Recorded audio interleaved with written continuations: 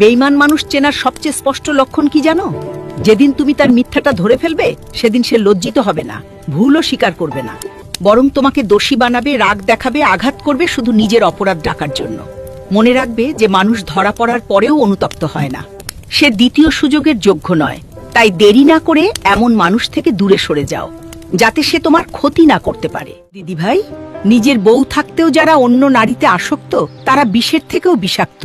ওইসব পরকীয়ায় আসক্ত পুরুষেরা সুস্থ সবল একজন স্ত্রীকে ধীরে ধীরে মানসিক রোগী বানিয়ে দেয়। কথাটা শুনতে খারাপ লাগলেও এটাই সত্যি। পুরুষ নতুন কারো সঙ্গ পেলে 20 বছরের সংসার ফেলেও চলে যায়। তাই বলছি শুনো, এসব পুরুষ থেকে সব সময় দূরে থাকো। মেয়েটার চোখে কথায় কথায় পানি চলে আসে, কান্না যার অলংকার, সে কখনো সস্তা নয়, সে দামি। এটা তার বোকামি নয়, এটা তার পবিত্রতা।